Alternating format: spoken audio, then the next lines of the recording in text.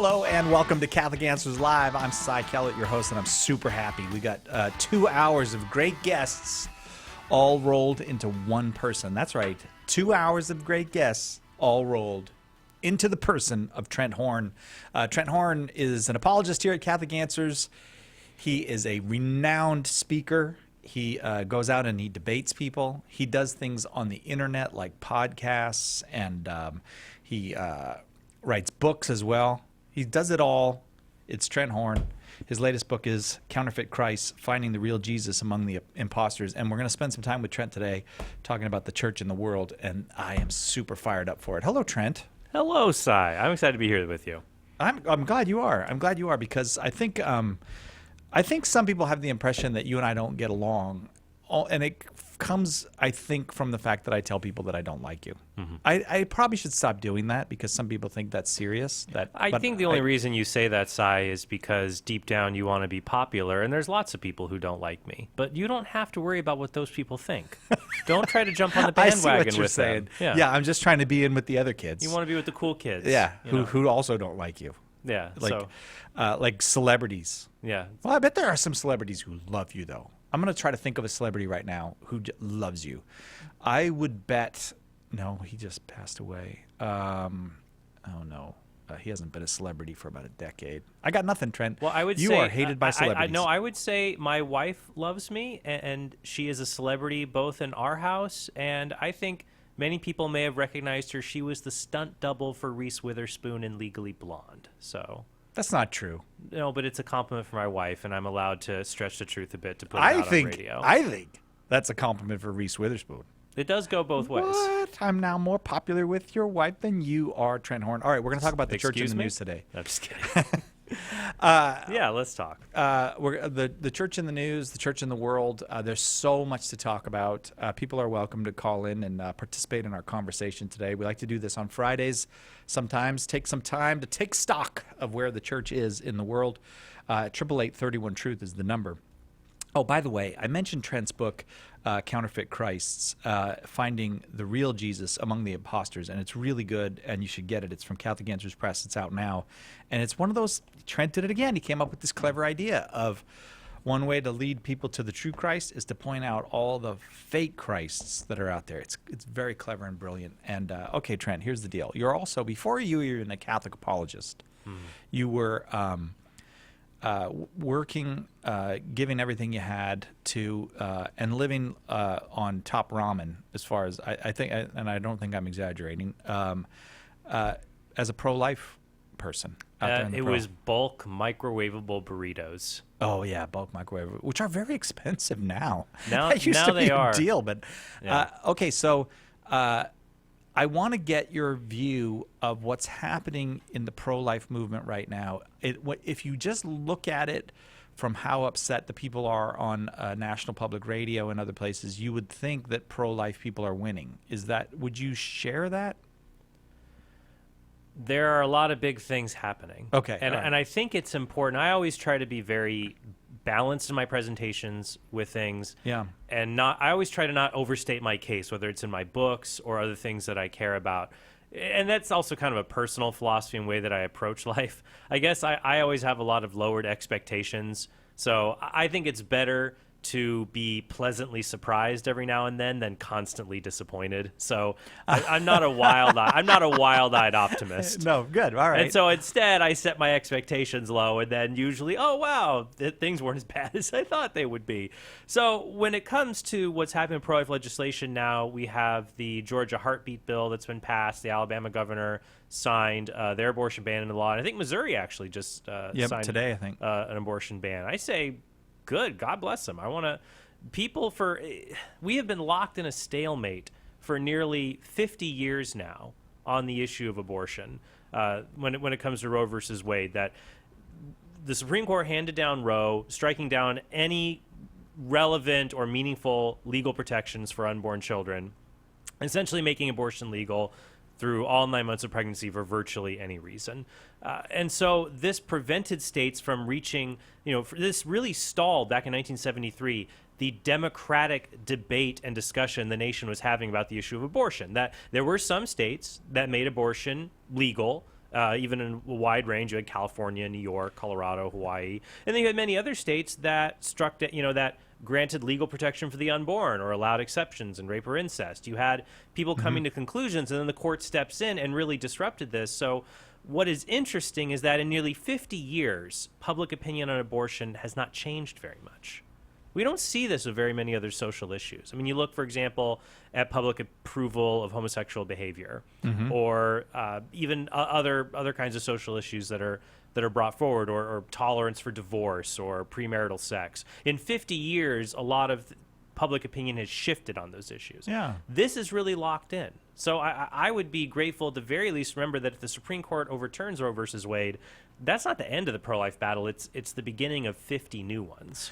Now, what do you think? What do you make of the argument that? Well, I want to throw two at you. One, I read today in the Federalist, David Harsanyi, I believe is how you pronounce his name, a fine writer and does a great job. But he's very pro-life. But he says this Alabama bill is unwise because it makes the political advancement of the pro-life cause more difficult, and it's likely to be thrown out by the Supreme Court. What do you make of that argument? Yeah, and I've heard I this. kind of paraphrased the argument. I didn't Right. do a very good job, but No, I see what is happening here, and I actually quoted a little bit of Martin Luther King Jr. on my social media today with my thoughts on it. Of course, with 140 characters, you can't add a lot of nuance.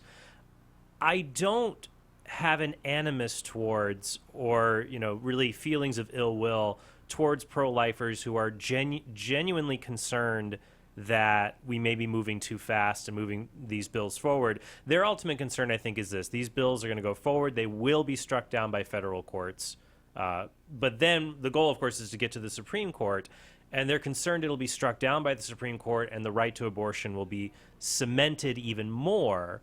And then on top of that, because I know the Tennessee bishops, for example, came out, along with Tennessee Right to Life, came out against a Tennessee heartbeat bill. Said the bishops, although ironically the bishops also came out a day or two ago again appealing to the governor to not execute a Tennessee death row inmate.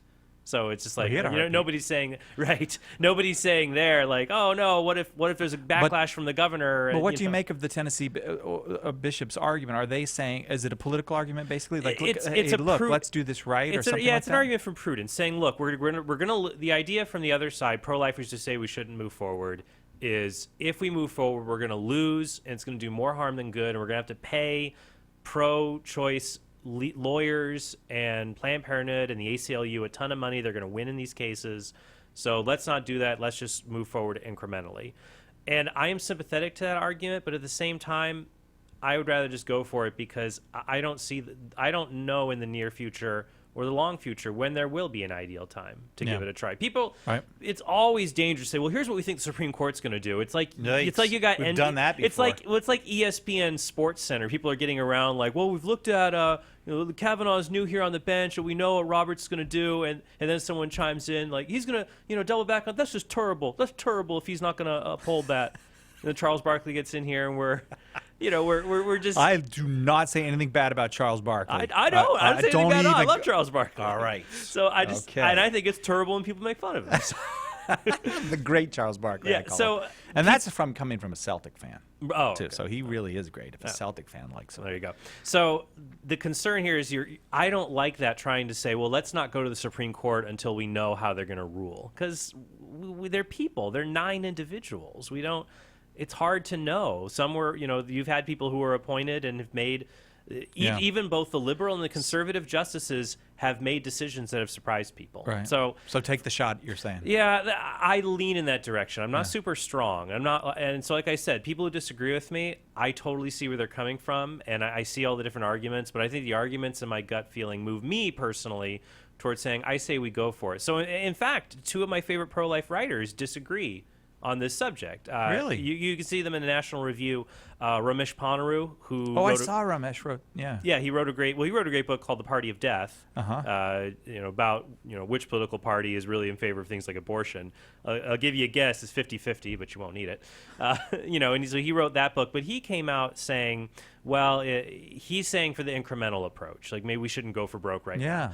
But another writer I really like, David French in the National Review, is saying that this is the time, let's go for it. And if we get struck down, that just shows the federal solution isn't our option, and we have to, and we will give up the federal option, and we'll go for more local incremental approaches. And we have made a lot of gains incrementally. Abortions are now down from a high of 1.2 million in the early 90s to less than a million a year. It's a 20% reduction, hundreds of thousands of lives. Now, there's a multitude of factors that play into that, some being the work of pro-life advocates who have shut down abortion facilities, have enacted local restrictions. Right. And other things are just changes in culture, the ironic changes in culture. For example, the growing alienation we have from one another through things like social media has led to an all-time low in teenage sexual activity. Which is definitely going to give you fewer babies. It will. Those two things are connected. I looked it up.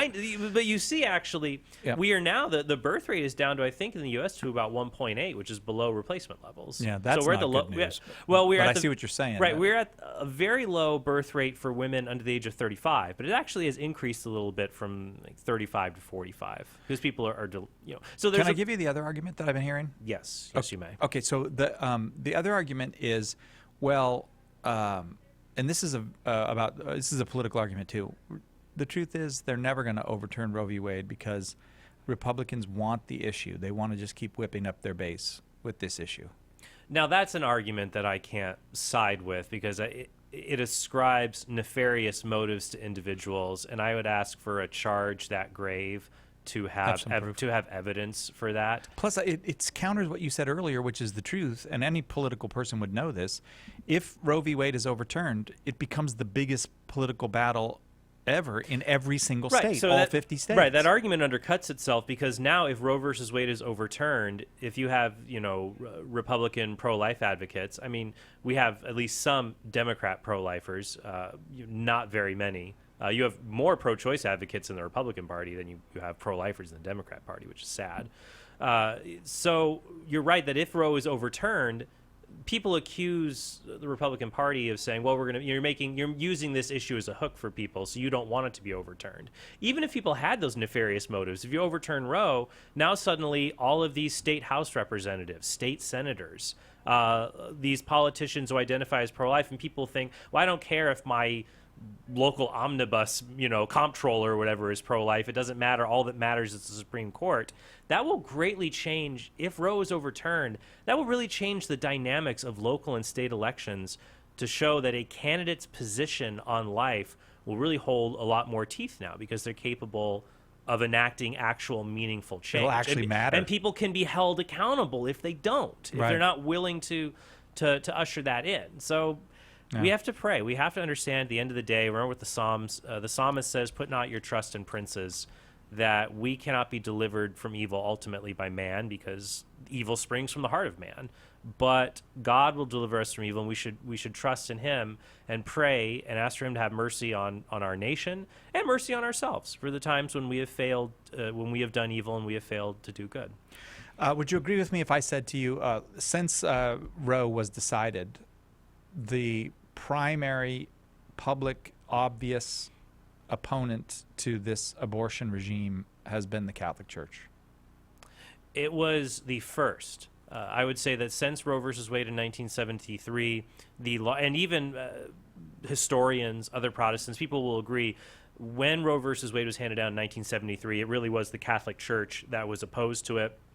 That the Catholic Church helped to create the national right to life movement. Essentially, it was an outgrowth of the Catholic Church. Yeah. Even in the 70s and early 80s, the Southern Baptists, for example, they had platforms that were in favor of abortion. Yeah. Not very many Protestants and evangelicals were on board, at least in the 70s and the early 80s. It wasn't until the moral revolution in the moral majority in the late 80s and early 90s, where evangelicals took this on as something that is important to them because and there's lots of different reasons why, but I think part of it is for many Protestants because Scripture does not contain an explicit condemnation of abortion.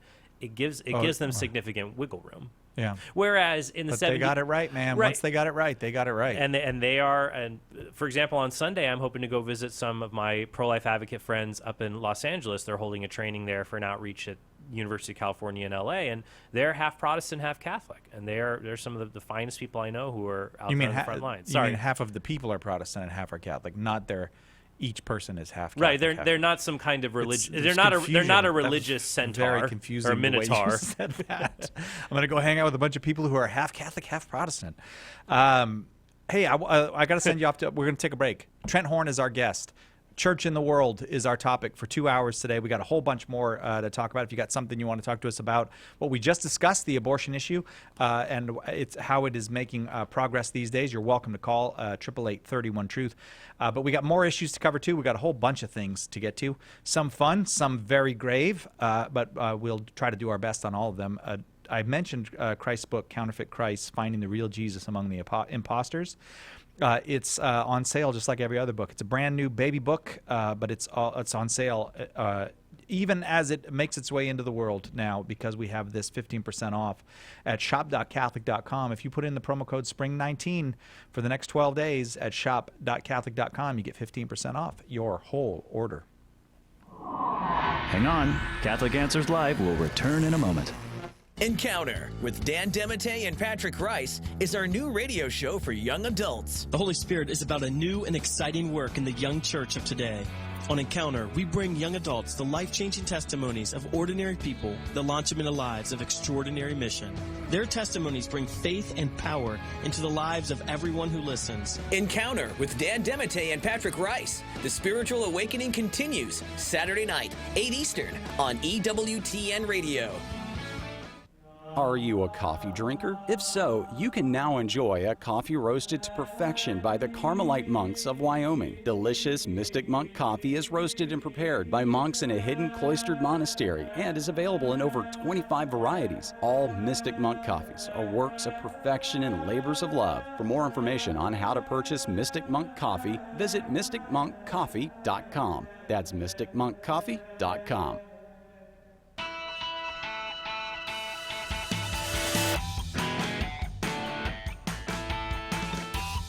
Welcome back to Catholic Answers Live. Trent Horn is our guest both hours today. We're kind of doing a review of the church in the world right now, trying to take a hard look at the situation around the world. And we start with abortion because pretty much, look, the state of opposition to abortion wouldn't be anywhere near what it is today around the world had it not been for the leadership of the Catholic Church in the very beginning and ongoing. I always like to remind people that the day after the Roe versus Wade decision came down, the New York Times had a giant headline about it and a big news story, and the story right next to it was the reaction from the Catholic bishops, because even the New York Times knew there's only two sides to this: the court and the U.S. bishops,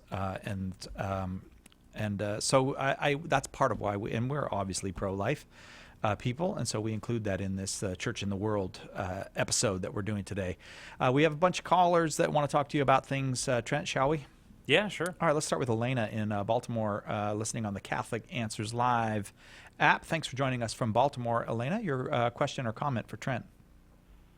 Yes, hi. I want to know that, my son sent me a picture, and he's saying that people are questioning that conservatives who believe in abortion, who believe in a ban on abortions, and if you have like a 12-year-old girl who's raped and she's pregnant, how do you force the little girl to keep a baby after she's already been beaten and abused and her life has been stolen from her, and now she has to host this baby? Now they're calling them a host. Yep, that's okay. That's a very fair question, actually. There's nothing unfair about it, and we're happy to address it.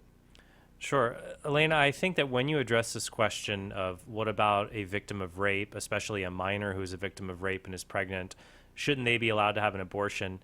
you have to gauge the kind of person that you're dealing with. There's going to be different kinds of people that raise this argument. Some people are genuine seekers. They're torn. They realize abortion is wrong, or they don't like abortion, but they think abortion might be okay in this case. And here we need to walk them through the moral logic. First, by affirming that rape is a terrible thing, and affirming especially that what makes rape wrong are the numerous instances of injustices it does to women, not just the attack itself, but when people refuse to believe women, even when there's good evidence that they've been a victim of rape, when people blame women for attacks on them when they should never be blamed. It's never their fault for what's happened to them. And to say that, in other countries, there are people who, practice honor killings. In other countries, there's places where a victim of rape is executed. That's horrifying. So you could have common ground to say, we agree that a victim of rape should not be executed for being raped. That's barbaric. But then you can bring it over to say, even in this country, we don't execute the rapist. That's also barbaric. But why would we execute the child? That doesn't make sense.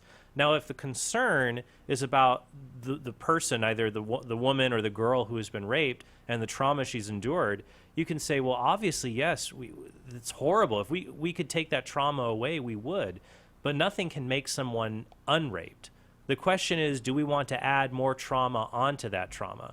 Do we want to take a victim of violence and make them an accomplice to more violence so that they know that thinking on even 10, 20, 30 years later, they participated in the death of their unborn child? I would never want to saddle that upon any woman of any age to endure that kind of trauma. And I've heard that firsthand from women who are post-abortive. So that's how I would recommend with people who, they're struggling.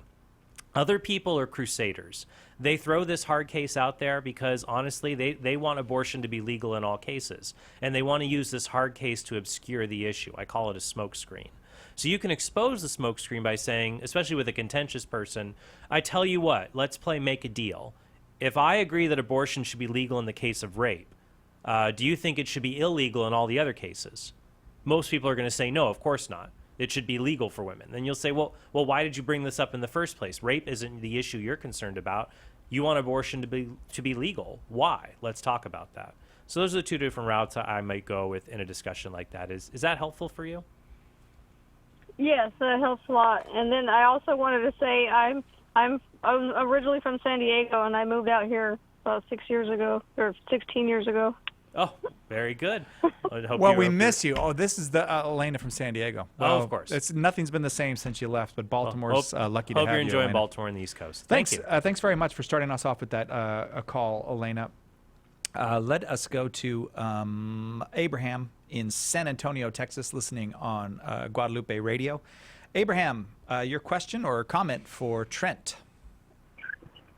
Yeah, hey, Trent. I just had a comment on the abortion, of course. I just think that basically right now, because everywhere you go, CNN, Yahoo News, Internet, everybody, you see nothing but things that are against the abortion, that the people are mad because of this, mad because of that.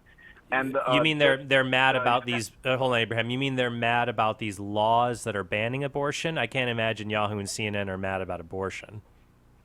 I mean, about like the three states, the ones that are. They're mad about laws that would restore the right to life unborn children once had, though they wouldn't put it that way. Yeah, exactly. No, they wouldn't put it that way. Right.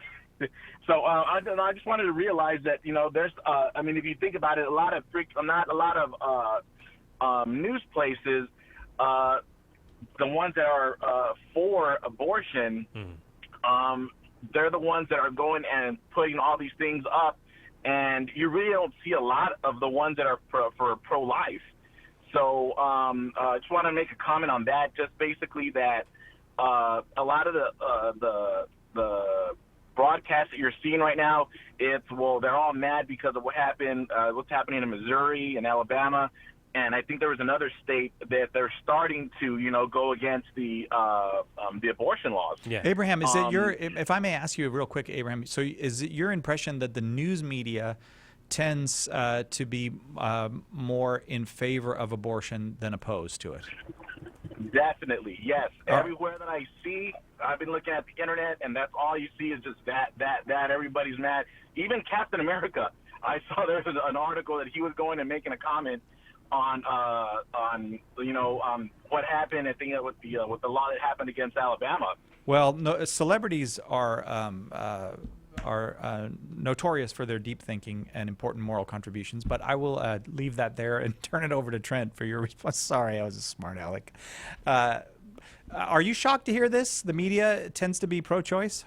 No, I'm not shocked about that at all. That when you do informal polls, when you look at the leanings of people in institutions of power in the United States, in academia, universities, among journalists in Hollywood, almost overwhelmingly support legal abortion. And you look at the movie Unplanned, which dramatizes the real-life story of Abby Johnson, who was one of the higher-ups in Planned Parenthood who left to become pro-life, that the makers of Unplanned had a very difficult time in Hollywood making their film. They couldn't secure basic rights to music even, because what they were doing was quote-unquote controversial, though I think pro-choice Hollywood filmmakers don't run into those kind of barriers. Which strikes me, Trent, as it's really good news when you say that the attitude on abortion hasn't changed, because in every way the media has tried to budge it, and people know, no, this is wrong. No. We'll be right back with more Church in the World with Trent Horn. Catholic Answers Live. Did you know you can access Catholic Answers Live right from your phone or other mobile device? Download the Catholic Answers Live app today. The Catholic Answers Live app, available now on iOS and Android. In his new audio presentation, The Very First Fathers, apologist Jimmy Akin takes you on a tour of the earliest Christian writings outside the New Testament. From the most famous figures and most notable works to those lesser known but no less important, this pivotal time in the development of the early church is revealed in fascinating detail. Jimmy shows how, even in the first century after the resurrection, it was necessary to defend and explain truths that are still under attack today, such as the real presence of Christ in the Eucharist and the perpetual virginity of Mary. The Very First Fathers is a compelling look at the dawn of the Christian age and edifying listening for anyone who wants to understand and defend the full truth of Catholicism. Order your copy of The Very First Fathers today by calling 1-888-291-8000, logging on to the shop at Catholic.com, or asking for it at a good Catholic bookstore near you. Love and beauty. As a little girl, Dawn Eden Goldstein knew that she wanted those things, that in them somehow she would find God. Over the years as a rock journalist, she moved among some of popular music's best-known artists, straining to capture that transcendent love and beauty in every note and lyric. In Sunday Will Never Be the Same, Dawn recounts her spiritual journey in beautifully wrought detail, mixing powerful accounts of trauma, healing, and epiphany with funny anecdotes from inside the music scene. It is the rare conversion story that delights as it inspires, amuses as it edifies, and ultimately lays before the reader a lived testimony to the transforming grace of Christ. Order your copy of Sunday Will Never Be the Same by calling 1-888-291-8000, visiting the shop at Catholic.com, or asking for it at a good Catholic bookstore near you.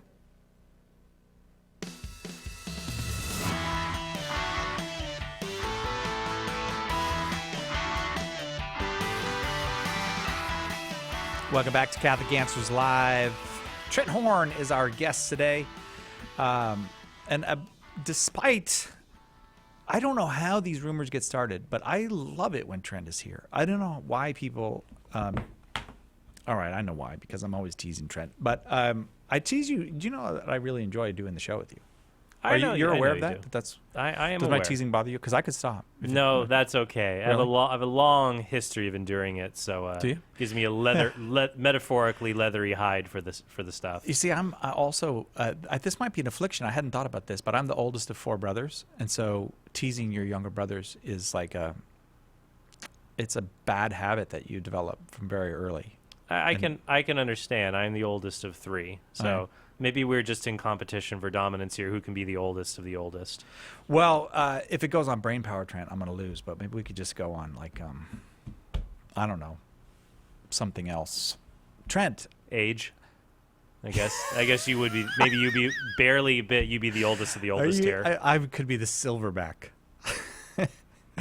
Or the silver beard, anyways. Okay, look, Trent, I am actually kind of sad about something because I read in the Atlantic today an article from, a well-known You can mention who it Catholic. is. That's fine. Yeah, no, I'm going to mention it, but a former priest who some would call a dissenting Catholic. He would certainly not call himself a dissenting Catholic, but he's been fussing and complaining about the Catholic Church. Well, if it walks like a duck and doesn't want to go to mass like a duck, what kind of... Yeah, but I feel bad for him. But I maybe my sympathies are misplaced, but a very articulate writer, James Carroll, wrote a column for the Boston Globe for years. Yeah. He doesn't like the hierarchy. He doesn't like the moral teachings of the church in many cases. He doesn't like the way he certainly doesn't like clericalism, and I'm with him on that. We shouldn't be a clericalist church, but doesn't like a lot of things related to the Catholic faith. But he calls himself I'm from the Vatican II generation. His hero is Pope John the 23rd, and God bless him, he's a saint. Pope John the 23rd, great hero. But I think he misunderstands the Pope and has misappropriated some of the spirit of the Second Vatican Council. So he says, and this is a big article in the Atlantic. It's very long. I only could read it over so much I could read over. Well, it's like he rehashes rehashes every complaint he's made over the last 50 years about the Catholic Church. But this is the part that makes me sad, is he does say he's suffering oceans of grief over the abuse scandals and all that. And I do believe him. I think he is suffering oceans of grief over it. And he says the way that he has dealt with it is he has stopped going to Mass, and he's not going to receive the Eucharist anymore. Very sad. That's very sad. What do you think about it? He said, this article he wrote in the Atlantic that was just published, it's from their June print edition, but it's being published online now. It's called "To Save the Church, Dismantle the Priesthood" by James Carroll. Yeah. And so he just lays the blame. His argument is basically, look at these bad priests and look at the temptation for priests to be treated as infallible figures to not be questioned, who live double lives and lives of secrecy, that the best way to the best way to save the church from the abuse crisis is to get rid of the priesthood. Now that's like saying the best way to get rid of child abuse by parents is to send every kid to an orphanage.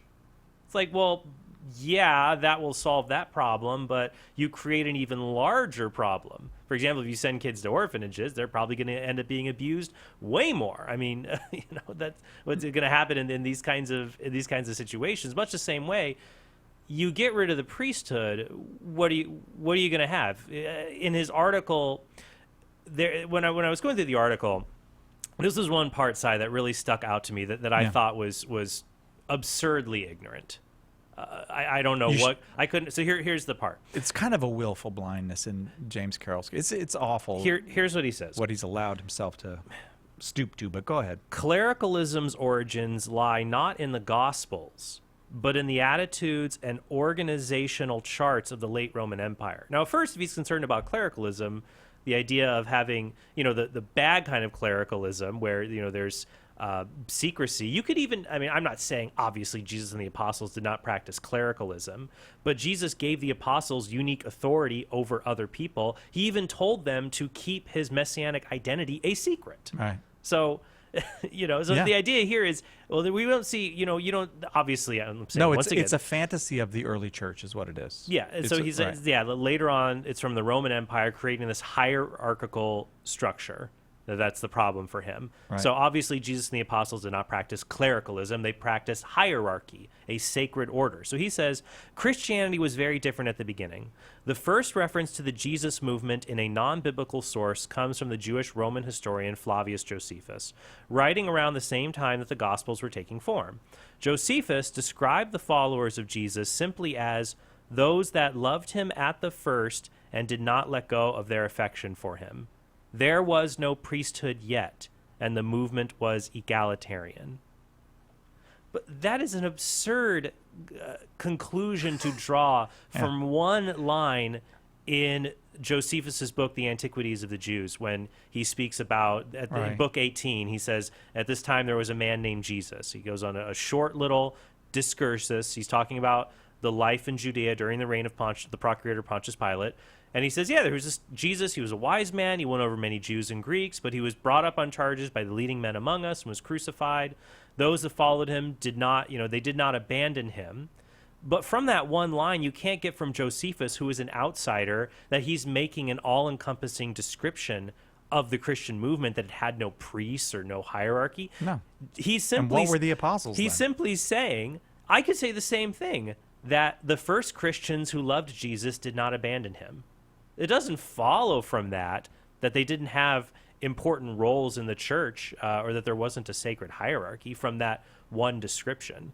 So, Josephus is writing around 93 AD. We're saying, okay, well, we're taking a non-biblical source. What about, so the Antiquities, we're getting that around late 90s, first century. Okay. You go to 106 AD, second century, just 10 years later, you have the writings of St. Ignatius of Antioch, who very clearly says, here's what St. Ignatius says in his letter to the Smyrnians. He says, see that you all follow the bishop, even as Jesus Christ does the Father, and the presbytery as you would the apostles, and reverence the deacons as being the institution of God. Let no man do anything connected with the church without the bishop. So he goes on to talk about how the Eucharist should be celebrated with the bishop. But that's completely opposed to what Carroll wants in this art. He basically wants the church to become a Protestant congregational service. Well, I was going to read you what he wants the church Go to ahead. become and Yeah, let you yes. comment on it because go right it's ahead. really striking. And I love, what though, he says. the gall he has to say the early church was like this. Yeah. When we have evidence also from the New Testament about the role of the presbyterate, the priests, the episcopoi, those who oversaw it, that the apostles were people who had authority, delegated authority to others. And he knows better. That's what I mean by But I think but it comes out of a broken heart. I really it's do hard. believe that. It's hard. And what I think he might try to say is that, well, we can't read this into the Gospels. We can't trust this in the Gospels. We can't trust Ignatius.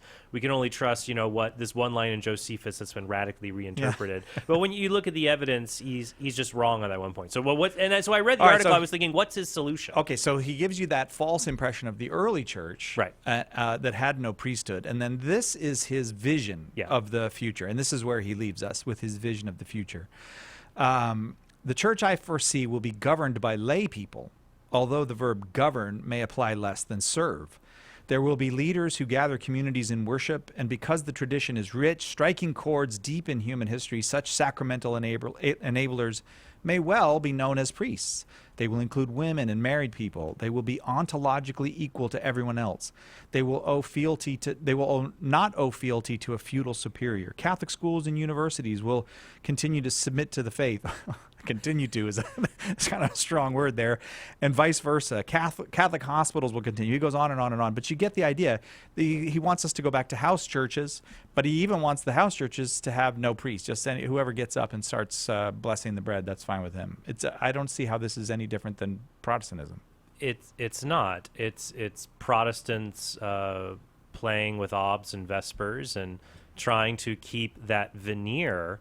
They want to maintain a Catholic veneer because it is comfortable and familiar, but not have anything that makes Catholicism great.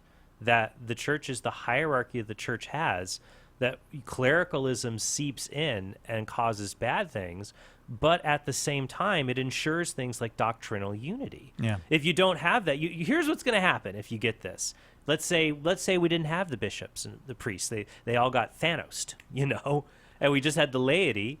What are we going to, obviously this is an impossible counterfactual, but what would happen is he's assuming that we would all peacefully meet in our house churches and hold to his same, the Carolite school that believes contraception is okay. I know. I'm sure he's probably all right with abortion. Yes, all of this. But what about if I had to start my house church, I'd say, well, we're going to hold to the teachings of the church that have been handed down for 2,000 years. Then it'd be endless fighting. You'd probably get like 30,000 different denominations or something. Now that number is grossly inflated. We'll have to save that for another show. But you would have division and discord, or you have what you have with the Methodist Church. Right. The Methodist Church of America, United Methodist, is going through a radical split right now. They're divided down the middle about whether they should embrace homosexual behavior as something to be celebrated or whether it's sinful. But whatever his vision is, it's wrong to say the Catholic Church has disappointed me, therefore I look forward to a Catholic Church that's made in my image. And that's so sad. Here's what's sad. I get I mean, we should pray for James Carroll and for anyone who's become disillusioned with the faith, that I understand the pain and I understand that they're hurting. And I understand being angry if you've seen priests and bishops drop the ball royally when it comes to doing the right thing. Yeah. I get that. But it doesn't, the problem is that is not a Catholic problem. That is a sin problem. You enact these solutions, you're still, the same problems are going to show up. I actually have an article at Catholic.com called "Is Sex Abuse a Catholic Problem?" On Catholic Answers Magazine online. And I reference in there a 2018 study by 3 criminologists that show that hundreds of claims of sexual abuse are made every year against Protestant pastors, many of whom are married. Yeah. So- or against public school teachers. We bury that. We act like it doesn't happen, but it's all around us. It may be. I remember reading, I think it was Monica Applegate, who's been studying sex abuse for a long time, saying the problem in public schools could be 100 times worse than what you see in the Catholic Church. But the problem is, it goes back to cultural elites, journalists, academics, who have an axe to grind against the church, and now they've got a weapon to a wedge to get in there, where they won't. You look anywhere else. It's so funny when you see other people. I love seeing people in Hollywood and feminists who rail against the church for sex abuse. But when it is discovered in their own ranks, they circle the wagons. Yeah. Roman Polanski's a great director. There was a feminist academic, a female feminist academic, who was accused of sexual harassment, who was one of the leaders in the Me Too movement, and her colleagues have rallied around her, saying these charges are overblown and they're not a big deal. Right, and we have to be careful that we don't do that as But Catholics. that's the thing. We do that. Yeah. We got to knock that off to the degree that we've The point is done not too. There's a fallacy to quoque. Yeah. That's saying what I'm doing isn't wrong because you do the same thing. That's a fallacy. Yes. The truth is, we're all guilty of sin. We've all got to end this together. The solution is not to torpedo the primary means God gave us to get out of this sinful mess that we are in. Right. That is what we want to draw people to. That, you know what? You want to go down this path, you want to start your Protestant or your secular organization. Sin still lives in the hearts of men. You're not going to make things better. You see, every other week, I feel like there's a male feminist on YouTube or the internet who gets outed for sexual abuse. That this is endemic to the human condition, and so yeah, I would recommend my article, "Is Sex Abuse a Catholic Problem?" Well, one of the things about being old, being my age, Trent, is that I remember, because I was there in the early 1980s in Catholic universities, when there was this sense of tremendous disappointment in many of the theology faculties that Pope John Paul was the Pope, and that he was, his view of the Second Vatican Council was triumphing, and you remember Charles Curran and all those guys, and then and James Carroll was one of the people cheerleading against Pope John Paul. Well, he was he was ordained in 1969. I think he left the priesthood about 5 or 6 years later. Yeah, right. And he left. I think he got married shortly thereafter and wanted to become an author. And this was not the vocation that he was called to. And that was just, and this was also a very difficult time in the church's history. But it makes me think also, there's another news item when you think about priests who have left the priesthood and understanding how to have a strong priesthood, that I saw online that Father Jonathan Morris, a former member of the Legion of Christ, he's a Catholic priest, he's on Fox News all the time. He's announced he's sought permission from Pope Francis to leave the priesthood. Yeah. Yeah, which human beings are human beings. Stuff's going to happen. Yeah. But if you get into your old age and you're still bitter about battles that were fought 50 years ago, you come on. But you know what? To compare Father James Carroll and Father Morris, actually, the differences between the two. There's an article in Catholic Culture a few years back about James Carroll Strikes at the Church Again by Phil Lawler, and there, Carroll was criticizing the church because of canonizations, and specifically saying that the church should not use miracles as a criteria because it's offensive to say that God would miraculously heal one person but not another. I know there's a. So here's the thing. I want to make that point because when people read others and read authors who say, "I'm fed up with X in the church, clericalism, sex abuse," which you rightfully have to be fed up. Right.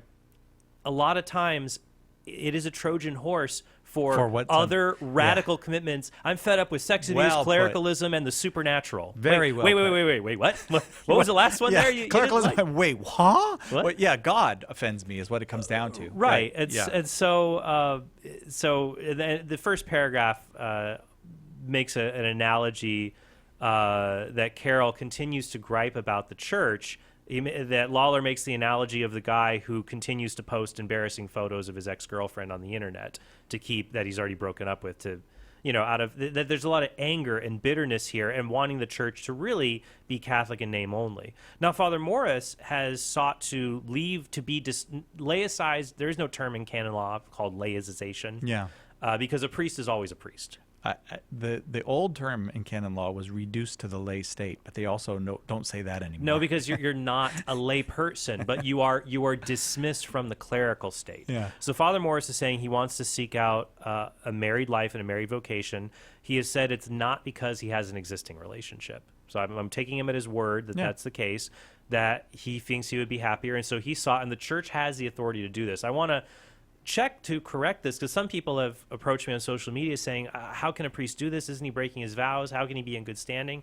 Well, the church has the authority that, a priest is not married to the church in the same way I'm married to my spouse, where it's indissoluble, provided that it's a valid sacramental marriage. A priest is under the juridical authority of the church. And so the church has the authority to bind him or to loose, to free him from being under that authority. He can be, if he requests it, to be dismissed from the clerical state. He still has obligations as a priest. So, for example, if he's at an accident scene and somebody says, I need to go to confession, I'm worried I might die, he's got to do it, because he's once a priest, always a priest. He still has those obligations to people, but he's prohibited from carrying out priestly duties like celebrating mass and things like that. But I appreciated the article on Crux that he's saying that, that he's not saying I'm gone, peace out. He says that he sought permission from Pope Francis, and he's waiting. He's waiting on that. And he says, I will always, of his fellow priests, he says, I will always be in the pews ready to support you, because my faith in God and love for my church is stronger than ever. I look forward to serving in new ways alongside of you. And so that's something where, there are these two extremes.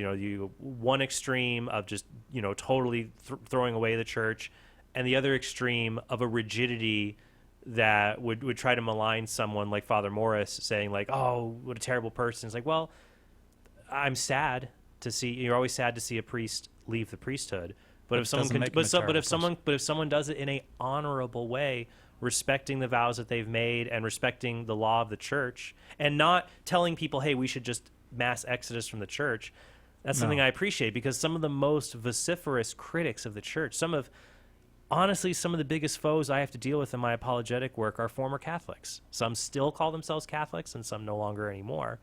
But they have a disdain for the religion they once left. Oh, we have to take a break. We'll be right back with more The Church in the World right after this with Trent Horn. Your number one source for Catholic apologetics and evangelization. Catholic Answers Live. Catholic Answers Live is brought to you in part by CatholicSingles.com, the website for Catholics who want to meet others who share their Catholic values for faith, fellowship, and love. You can learn more at CatholicSingles.com. Catholic Answers Live thanks CatholicSingles.com for their generous support. The wisdom of Mother Angelica. I went to Las Vegas years and years ago for one of these cable shows, and I was shocked to see all these old ladies in their 70s and 80s getting off that plane, running for a slot machine. You don't have a chance to win. They're all fixed. I know, my uncle used to have slot machines. EWTN. Live truth. Live Catholic. We have a big problem. Our culture is dying, and souls are in danger of being lost. The answer is conversion to Jesus Christ in His church. St. Paul Street Evangelization is a Catholic organization, and we have hundreds of teams spreading the good news throughout the country. But we need your help. The harvest is great, but the laborers are few. Find out more and get involved today at streetevangelization.com. That's streetevangelization.com.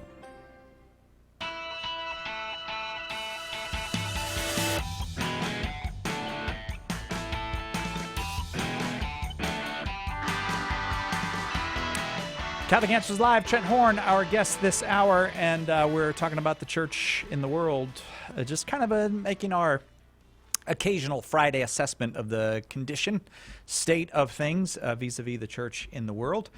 You're welcome to call 888-318-7884 if you'd like to talk with Trent or with me. And I want to go to Jose in New Jersey now, who's watching on Facebook Live. Jose, you got a question or a comment for Trent? Hello, how you doing, Trent? I really enjoyed your book, Counterfeit Christ. Honestly, I think I finished it in about a week. I couldn't get my eyes off of it. Good. Thank you. Question. Yes, no problem. Question. I have this thing about your last chapter, right? About prudential judgment. Yes. Right? So my thing is, in terms of like politics, right? In order for one to adjudicate a policy, doesn't one have to look at morality? Right? So here's what I'm saying, is that can a prudential judgment also, in a sense, be objective in policy? I don't know if I'm making sense. Maybe I just need clarification on what you mean by prudential judgment. Can a prudential judgment be morally right or morally wrong? Is that what you're saying? Yes, because what I'm saying is that, all right, let me set up a scenario. Okay, so I believe in a pro-life stance, right? Sure. But in my prudential judgment, I believe that, maybe abortion at maybe 8 weeks, before 8 weeks is okay, right?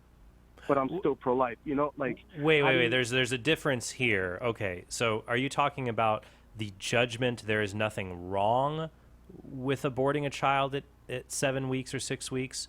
Or are you talking about, I believe we should pass a law that does abortion at this stage? I didn't catch the difference there. I'm just saying between policy and the morality. I don't know how to explain it. Well, yeah, I guess here's what I would say, that a prudential judgment is different than a moral judgment. So according to the Catechism, paragraph 1806, prudence is the virtue that disposes practical reason to discern our true good in every circumstance and to choose the right means of achieving it. So a moral judgment would be a judgment of whether a particular act is right or wrong. So whether it's something is morally permissible, whether it's forbidden, whether it's obligatory. A prudential judgment would be a judgment that we make of an act to say, well, does this act achieve the moral goods that we are striving for? So it might be a good or a bad judgment. It might be bad in the sense that it doesn't achieve that good. It may have been done with good intentions, but it doesn't get the job done, actually. So to provide you an example, when the Pilgrims first got here in the Massachusetts Bay Colony, they practiced collective farming because they wanted to achieve the good of making sure that people did not go hungry. So they chose collective farming as a means. That was a prudential judgment they made. Their moral judgment was no one ought to be hungry. That's a correct moral judgment. The problem was they made a bad prudential judgment because collective farming actually led to decreased production of food, and they were actually on the verge of starvation. So what seemed to be the right way to get to a good actually in practice did not. So morality deals with whether something is right or wrong, good or evil. Prudential judgments deal with, well, is this a good or a bad way of achieving this good? And it deals with non-moral issues, usually things like economics, politics, the sciences, to say, well, will this achieve the good that we want, or will it lead to unintended consequences?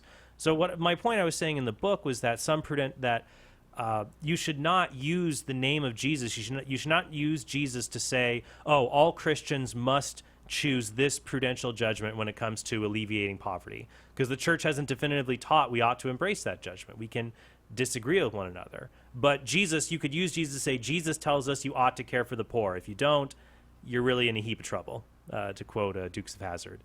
So is that a helpful explanation, or would you like a little more? Actually, I think it's helpful. Yeah. But yeah, Trent, I really appreciate the book. Thank you. Appreciate it. All right. I would say that was a moderately successful call. He was, it's helpful. Yeah, works for me. And so I would recommend if we could go into in-depth. The point is here, like a moral judgment and a prudential judgment. A moral judgment is you ought to help the poor. You can't disagree with that. We ought to help the poor. Right. That it's immoral to not do that. Catholics can't disagree about that. But how do we help the poor? What's the best way to help them? There's a myriad of public policies, and the prudential way, the way of trying to achieve that good through policy and through human action, we can reasonably disagree with one another about what is the best way to do that. And so some prudential judgments, they're not relative. Some are good and some are bad. But we're free to disagree with one another to try to arrive at the good ones. There's a lot more news to get to. We're talking about the church in the world with Trent Horn. Trent is our guest both hours, so he'll be back next hour. So if you're on the line, stay on the line. We'll do our best to get to you. If you haven't called, you're welcome to call 888-31-TRUTH. I am Cy Kellett, your host, and I would like to invite you, please join Radio Club. Just go over to CatholicAnswersLive.com, put in your email address, and then you get free stuff from us. We'll send you free stuff all the time. A whole bunch of cool stuff, behind-the-scenes stuff, that kind of stuff. Radio Club. Join it.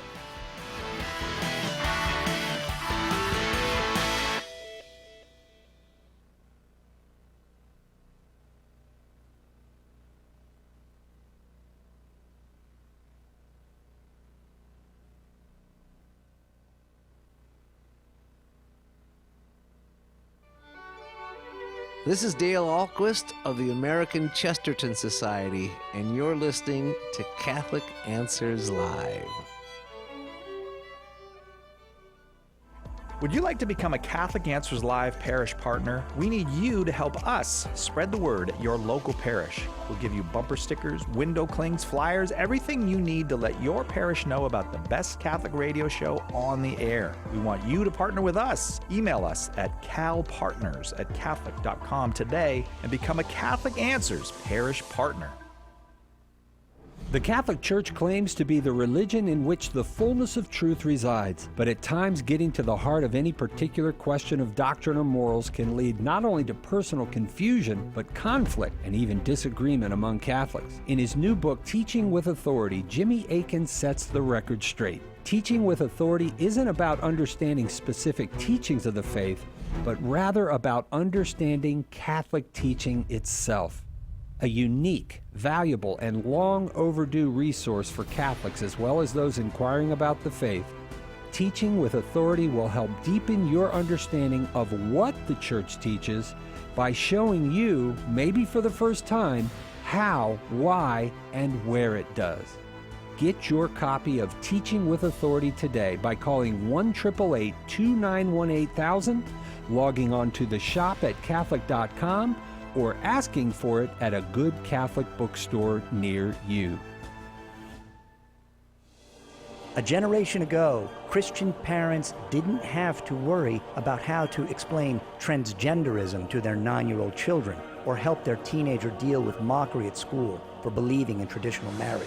But today, as our culture decays, we have to know how to talk to our children about these issues. In Made This Way, How to Prepare Kids to Face Today's Tough Moral Issues, Layla Miller and Trent Horn give parents the crucial tools and techniques to form children with the understanding they need, appropriate to their age and maturity level to meet the world's challenges. If we're not teaching our children how to understand tough moral issues, then the world will. Read Made This Way and learn how to give your kids a firm foundation on which to build a life of moral clarity and happiness. Order your copy of Made This Way today by calling 1-888-291-8000 or logging onto the shop at Catholic.com. Is the Church wrong on contraception? In a culture that worships the pursuit of sexual pleasure, the Catholic Church's teaching on contraception can seem archaic and unintelligible. Its critics say it's outdated, theologically unfounded, and even harmful. And even faithful Catholics can have difficulty explaining this moral teaching. Catholic Answers is out to change all of that. That's why we've just released Trent Horn's dynamic new DVD, The Case Against Contraception. Using scripture, papal and magisterial teachings, natural law, and new insights provided by social science and medicine, Trent puts forward a compelling case for Catholic teachings with his trademark charity and persuasive graciousness. Be prepared to give a defense. Order your copy of The Case Against Contraception today by calling 1-888-291-8000, logging on to the shop at Catholic.com, or asking for it at a good Catholic bookstore near you. In his new audio presentation, The Very First Fathers, apologist Jimmy Akin takes you on a tour of the earliest Christian writings outside the New Testament. From the most famous figures and most notable works to those lesser known but no less important, this pivotal time in the development of the early church is revealed in fascinating detail. Jimmy shows how, even in the first century after the resurrection, it was necessary to defend and explain truths that are still under attack today, such as the real presence of Christ in the Eucharist and the perpetual virginity of Mary. The Very First Fathers is a compelling look at the dawn of the Christian age and edifying listening for anyone who wants to understand and defend the full truth of Catholicism. Order your copy of The Very First Fathers today by calling 1-888-291-8000, logging on to the shop at Catholic.com, or asking for it at a good Catholic bookstore near you.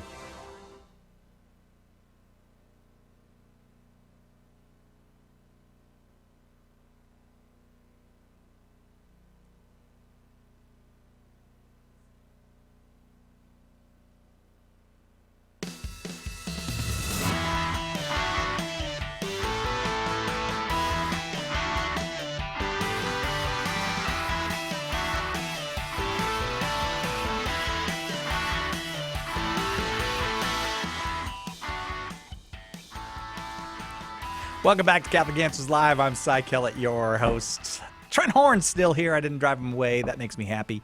It is Friday. Close of business coming up, even on the West Coast. Even in Hawaii, they'll get to close the business within just a few hours. So might as well have... That is called a luau, actually. Oh, I've never been to a luau. Apparently, when they close the business day in Hawaii, I believe it is called a luau. That's what, really? Yeah? Have a little pork and some poi and a little bit of like those little rum punch tiki flame things on. All right, you're messing up my show with this. Sorry. I was trying to do a radio program here, and you got me. I promise not to distract you anymore. You put me in a reverie about wanting to be. I will be good in Hawaii. Hawaii. Hawaii's so beautiful. Have you ever been there? No, I actually haven't. Do you know something about Hawaii? Okay, now you've totally ruined the show. I'm just going to tell you this. You know how things a lot of times in the brochure they're not like what they look at, like what they look like. When you get there, it's like this is not as good as I know. We have to update my picture in the Catholic Answers brochure. Yeah, no, we don't want a realistic picture of any of us, Trent. But when you get to Hawaii, it doesn't disappoint. Oh, wow. Hawaii looks like you thought Hawaii was going to look. It is lovely. I like Hawaii. Same as 2020 Gillespie. If anyone wants to come down to visit. Yeah, don't give out the address. In all its don't give out the glory. address of where we... Yeah, what do you mean give out the address? You can find it on our website, Catholic.com. I just don't get... It makes me nervous when you give out the address. Why? Someone might come and see you in your majesty? Yes. Your majestic in my majesty. Cy glory. Right. That does make me nervous. Or that someone might meet me in the parking lot and want to straighten me out for something I've said on the air. Come here, fella. I'm going to straighten you out. And then it's like, Cy Kellett, I love what you do. I'm a chiropractor. Here's a free service. And you're like, thank you. That was great. I do need to be straightened out. So there you go. All right, Trent Horn, can we get to the serious business? We can try. Alyssa Milano. No, we'll get to that later. I'm not going to talk about that one yet. We're doing Church in the World. There's lots of news out there. The church has much of the news in the world affects the church. Much of what the church does affects the news in the world. Yes. And we review those with Trent now on our last hour of the Friday show. Trent, of course, is the author of the brand new book, Counterfeit Christ, Finding the Real Jesus Among the Imposters. And he's never been to Hawaii. I have not. No, I haven't counted, but I've been to, I don't know, probably about 30 states. I've been to Alaska. That was beautiful, but not over to Hawaii. I've never been to Alaska. Really? No, and if I had a choice, I'd take Hawaii. Really? I've never even seen Alaska, and I'd take Hawaii. I'm not saying that to offend anyone in Alaska. One of my favorite bishops is up in Alaska.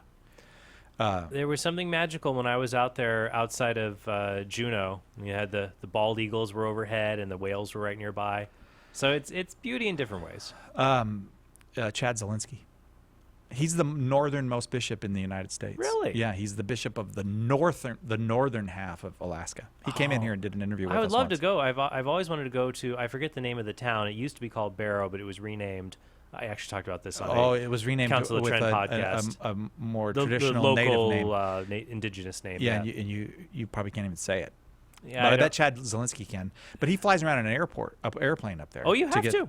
There's no roads. There's one road that goes up to Dead Horse. I forget the name. There's another town that's basically just a big oil refinery. Let's call it Dead Horse. We don't know. Let's just call it Dead Horse. Cold Point Dead Horse. No, it's called Dead Horse. That's what we're going with. Stop wasting your time trying to figure it out on the internet. Just finish your story. It's called Dead Horse. Yeah, so for the purposes of this on program. World's Deadliest Roads, they do an episode where the drivers go, I think, from Fairbanks up through northern Alaska by road up to this northernmost town, Which is called Dead Horse. It's not Barrow or Utqiagvik. That is the Starting to bother me trying indigenous to- name. I can't even believe how off point you get me. Like this is what I wanted to talk to you about in your book. Prudhoe Bay. Oh. Prudhoe Bay. It was Prudhoe Bay. That's almost exactly the same. No, but I'm as pretty. Dead Horse. No, I'm pretty What's sure. wrong with you, No, Trent I'm Horn? pretty sure that there It's is. got nothing to do with I'm Dead pretty Horse. sure Dead that- Horse is actually a town where you come from. In you have all those kind of names in Arizona. You have crazy names for towns. We have it. There's Coldfoot is the other town here I was thinking of. I think there's one like Cold Horse or Dead Horse. Yeah, No, in Arizona we've got a little off ramp. Can we? That it's the name of it is Table Mesa.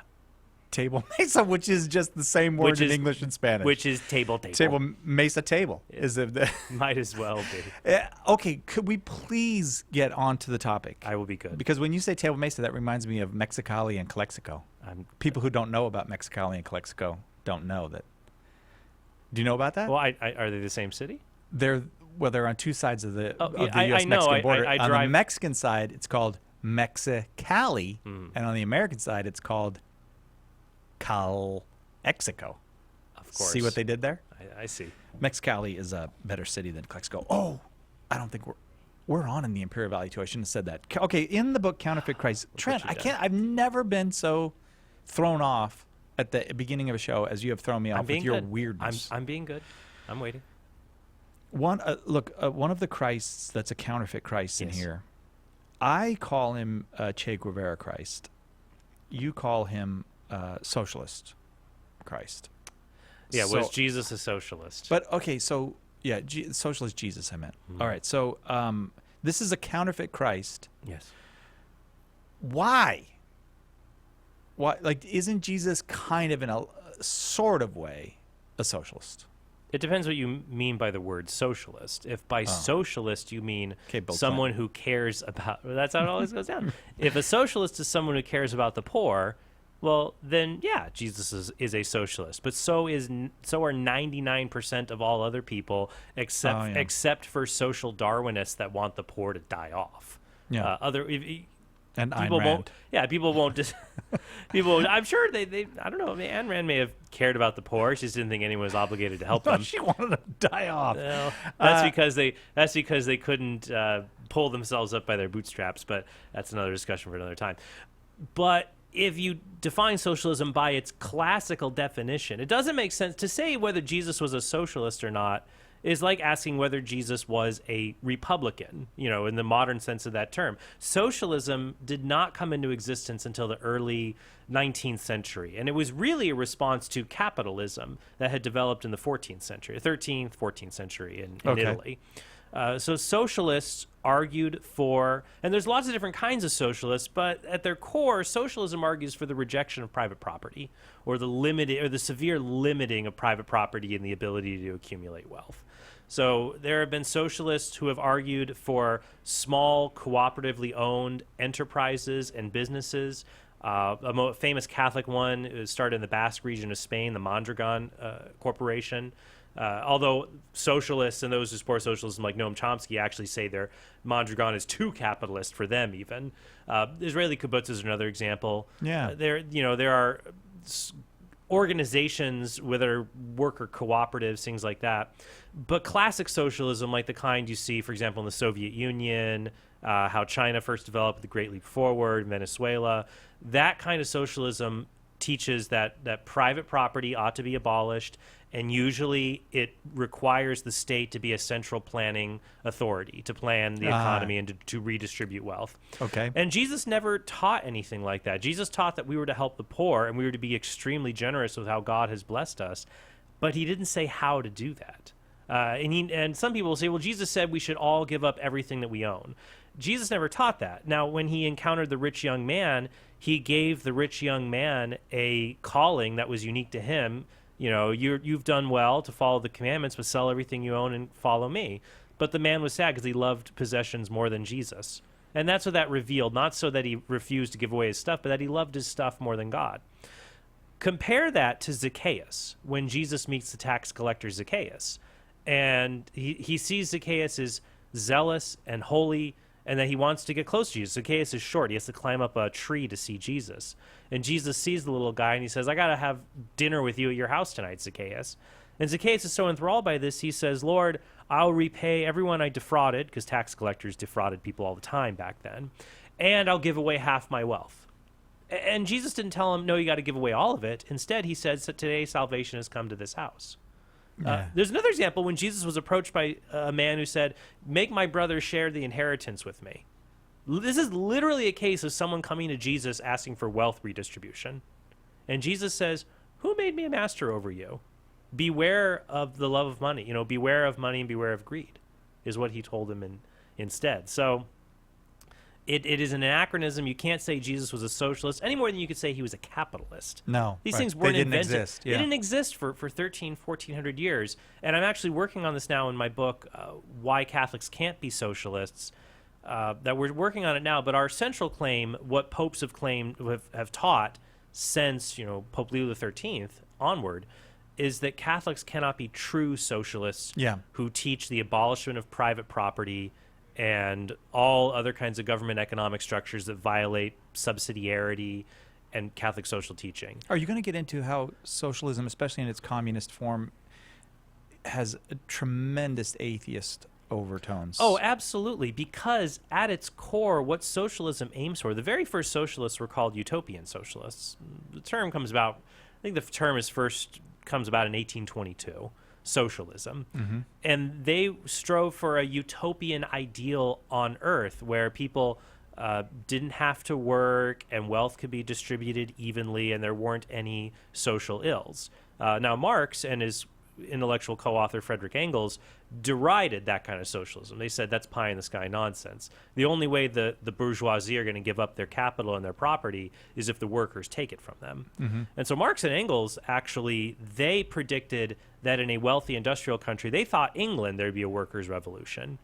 And they were wrong about almost everything they predicted about England. They were right that England repealed what are called the Corn Laws, and this is a government law that prohibited trade in grain. They call it corn there. It was really grain. Corn was synonymous with grain. Yeah, because in America we think of corn. We think of it as a particular grain. Yeah, they would call it maize, but it's the trade of grain in order to keep the prices abnormally high to benefit grain owners, the protective tariff essentially. And that was repealed. That was like one of the few things Marx and Engels got right.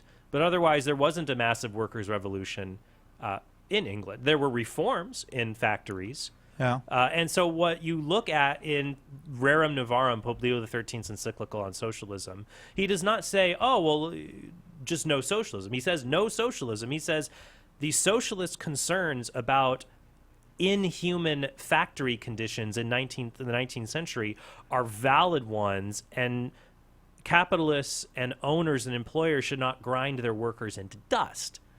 But at the same time, what Pope Leo XIII and later Pope Pius XI taught was that, no, you can't take these valid concerns to justify depriving people of their natural right of private property, to be able to accrue wealth, to pass it on to others. Right. And that the system, so yeah, what happens is, to get back to your question, socialists, classical socialists want to create a heaven on earth, essentially.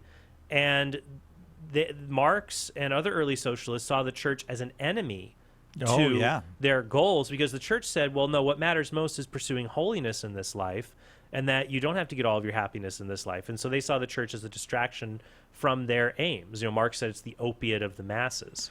And so atheism comes forward to say, no, if we make society better, if we fix society, we'll fix people. That's a very humanistic way of looking at the world, materialistic. Whereas the Christian view would say, to fix society, you have to fix people, because society is people. Society is an aggregate of individual souls that need conversion. And so obviously we should fix unjust social structures.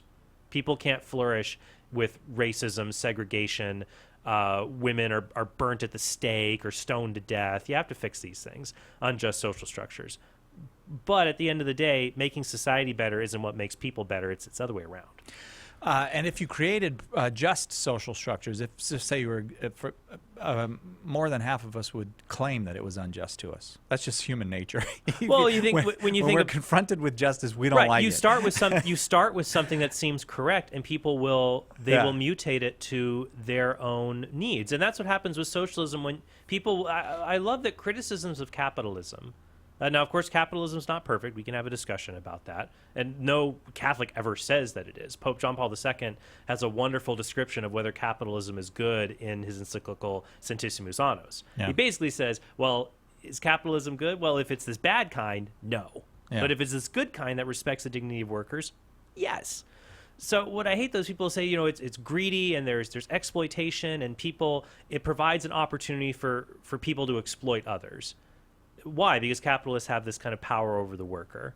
But actually, market economies are good ways of distributing power, not consolidating it in one place if you have a free market to develop trade and business. That if that's your concern, your solution is, okay, let's just put all the power in this one centrally planned authority. Like in the Soviet Union. The word Soviet is a Russian word that means council.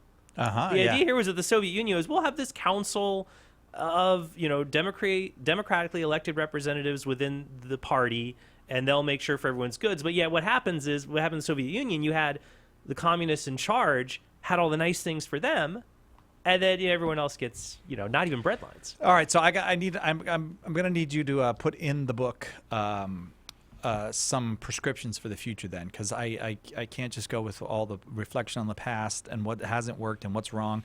I need you to help me out with what the Catholic Church prescribes for the future. But before we go to the break, because you can hear in my voice that we're going to the break. Yes. Do you know the word, and this is kind of a trick question, and I'm kind of hoping the answer is no. Okay. From the Soviet Union, the word Gozatism? Gozat was, I thought that was the name for the party. When we come back, I'm going to tell you what it means. Okay, Gozatism. Little insight into the values of the Soviet republics. All right, right back. All right. Right after this. This is Answers Live is Chad proudly supported Zielinski by from the Diocese of CatholicChemistry.com, Fairbanks a of new Northern dating site for Alaska, Catholics and you are who want to listening do to dating Catholic right and believe relationships start with Catholic Chemistry. Catholic Answers Live thanks CatholicChemistry.com for their generous support on the web at CatholicChemistry.com. Do you want to end abortion, halt the attack on traditional marriage, and ensure religious freedom for ourselves and for our grandchildren? To do this, we must convert the culture. St. Paul Street Evangelization is a grassroots initiative that recognizes this need and takes it to the streets. If you're interested in peacefully sharing the gospel in your area, visit streetevangelization.com to learn more. Why do we need to pray? We don't pray because God needs our prayers. We pray because we need God's grace. And every day, when I face the day, I realize I have no idea what I'm doing. And I need God to walk me through my day, step by step, giving me the grace, the counsel, the love, the encouragement that enables me to glorify Him in everything that I do and become the person He wants me to be. Prayer is my lifeline.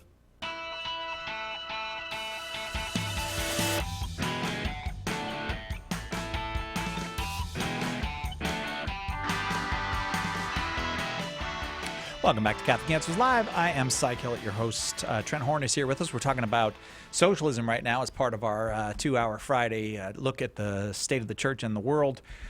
Socialism not going very well in Venezuela right now. I just want to say that. No, and you'll what's funny is 15 years ago, 10 years ago, when it seemed to be going well, and Venezuela was benefiting from high oil prices and was able to subsidize a lot of their state entitlement programs after they had nationalized about 1,000 industries. There were celebrities who said, "This is socialism. It's great. It works." Yeah, look at how beautiful. Yeah, and right. now that it's failing, everybody says, "Well, it's not real." It's not real. No, they haven't tried real socialism Whenever yet. it fails, it's never real socialism. Whenever and it always turns out to be the enemy of the church too, whether it's in Cuba, or in Russia, or in Venezuela. And so that's what we're talking about in the book. We talk about specifically that Catholics cannot be true socialists, And I think we'll probably include a fair amount of material saying they should be skeptical of economic policies that lead towards socialism, because it's not a binary. You have, for example, in England, you have a mixture. You have national control of healthcare, but also a fair number of free market, private property. You obviously have private property. You have free market elements. You have mixtures in different. You never have rare to have pure. Even in the early Soviet Union, you still had the kulaks. These were the people, private owners of farms, who were getting wealthy, and that really made Stalin mad. Yeah. Everything made Stalin mad. Right. Our point is that classic socialism, Catholics cannot embrace that, and they should be skeptical of policies that seem to lead in that direction. Yeah, and also this always ends up in murder too, as it did with Stalin, and mass murder. And one time talking with an atheist who was saying if atheists could run the world, it would be so much better because it would be based on reason and science. And I pointed out that the Soviet Union was an officially atheist state. And this person said, no, that is a historical myth, that it was an atheist state. But Gozatyism, I was going to tell you about What is Gozatyism? State atheism. That was the policy. It was called Gozat. It means party or state, right? State atheism. That's what it means. Okay. It means if you want to be part of this, you got to be an atheist. That was the official term in the Soviet Union, and there was another term in China that I don't know. And that's just a strange claim to say if we adopt atheism, obviously things will be fine, because atheism is not a moral or political philosophy. No. It's simply not a belief in God.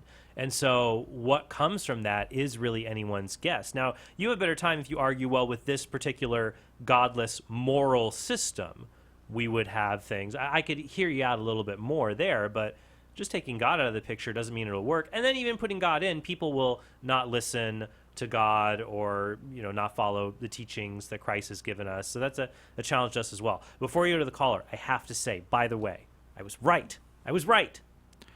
Dead Horse, Alaska. You were right. You found it on in Prudhoe Bay. It's called Dead Horse. It's an I feel sorry for you that you had to look that up. It's an unincorporated community of Prudhoe Bay. It is called Dead Horse, Alaska. I knew I was right about I told you. Okay.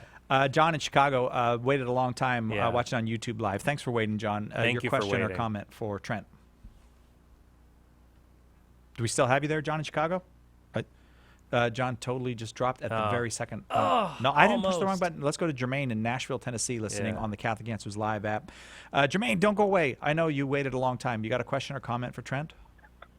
Yes, I do. I just wanted to know, I'm a new convert to the Catholic Church, and I just wanted to know, where do I start my studies? Because I've learned how to defend the Protestant faith, so I just wanted to kind of figure out how to, get a basic of defending the Catholic faith.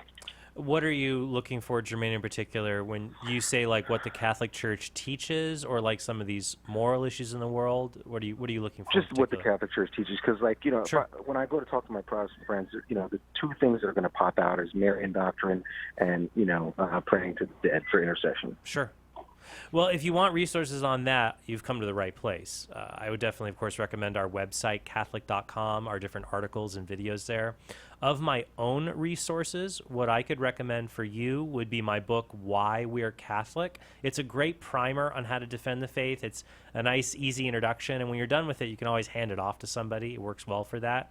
If you want an in-depth look at how to answer arguments related to Protestant objections, like dealing with Mary or the intercession of the saints, I would recommend my book, The Case for Catholicism, that's published by Ignatius Press, actually. So it's my book, The Case for Catholicism, Answers to Classic and Contemporary Protestant Objections.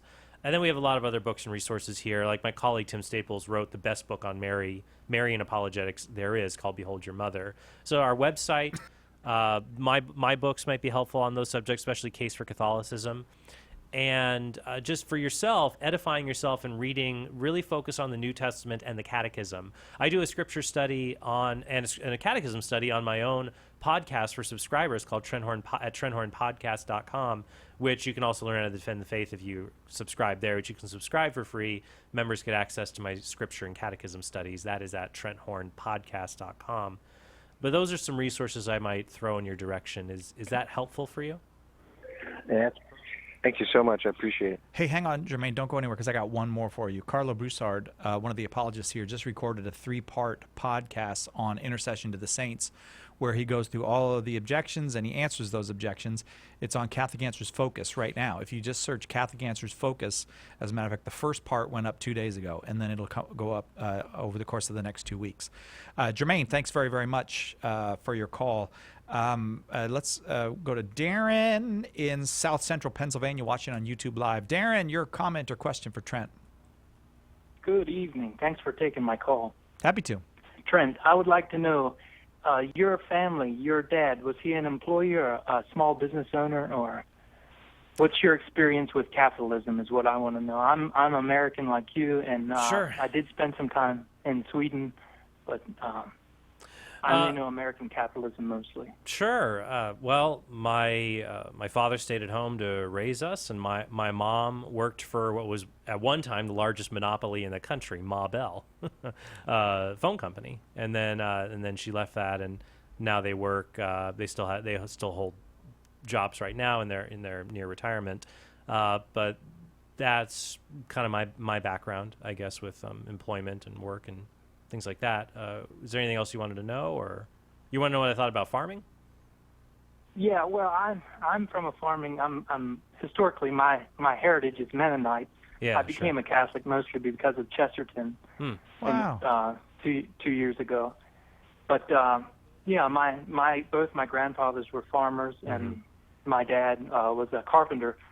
But I kind of have this a great sense of loss because of the concentration of power in our country in the past 3 generations. And, well, in the farming industry, Jermaine, isn't it the case that many farms have been consolidated into giant agribusiness? Am I right about that? That's absolutely right. And see, that's what I want to talk about with the book that you're writing, Trent. Is we can chat about that. Sure. Hang on, Jermaine, because the music's playing. We got to take a break. We'll be right back to talk about. I'm assuming we'll get to distributism too, Jermaine.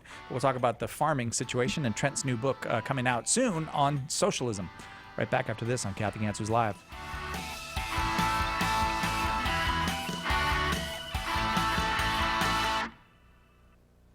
Catholic Answers Live.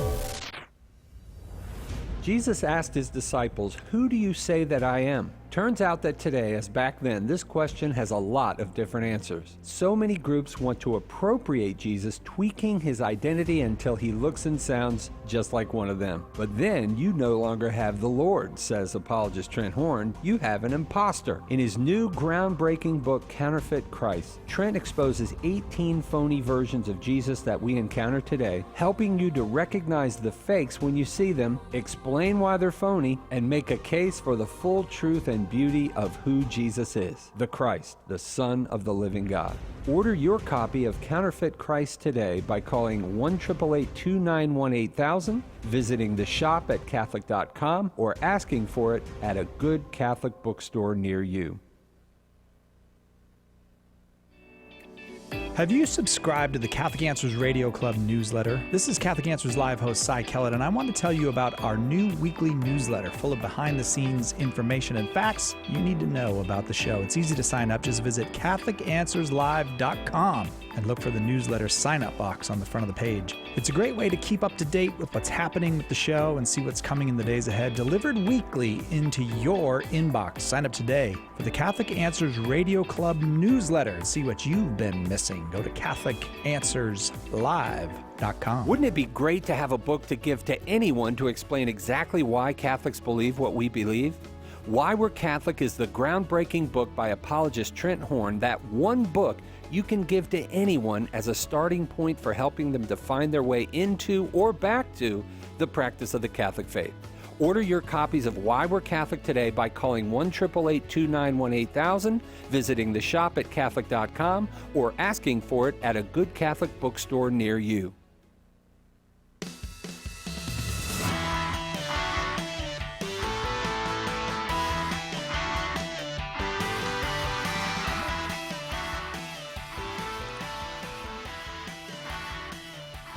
Welcome back to Catholic Answers Live. I am Cy Kellett, your host. Trent Horn is our guest. We're talking about the church in the world today, and on the line is a man with a long experience with farming as a Mennonite. and a child of Mennonites and a grandchild of Mennonites. Darren, we still have you with us in South Central Pennsylvania? Darren, you there? Yes, I'm still here. Oh, okay. So, Darren, when we were talking earlier, you were asking for my thoughts because I'm writing a book on why Catholics can't be socialists. And, of course, if Right. people can't be socialists, the church isn't endorsing one single unified theory on capitalism or capitalism unqualified. But and we will talk about capitalism in the book that I'm writing. Actually, I'm writing it with a Catholic economist. I'll probably announce that more formally here later on. Okay. But your thoughts are what I think about like the consolidation of farms in relation to capitalism and socialism, things like that. Basically, the loss of culture due to well, this is like what you were saying earlier with when we have a problem with culture. Sorry, I have a son that's crying here. I'm on the phone. I'm used to that. We No worries. really like babies here, so. Yeah. See, I learned to say poor baby a lot here recently. That helps a lot, just to say poor baby to everybody that has a problem. Okay, that's enough.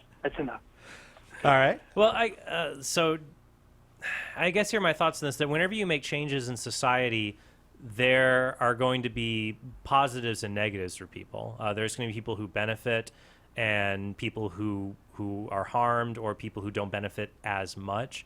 So as farming technology has increased, and as you have a capitalist and free market system, on the one hand you can say, well, farms have become consolidated and we've lost like the traditional family-owned farms and these smaller farms. But at the same time, I think there's been a lot of progress in the United States from that. I mean, back in the 19th century, 90% of the labor force worked in agriculture. Whereas today that is down to about 3%. And that shift in the labor force has brought all kinds of different technology and enterprises and resources that provide a lot of goods to people.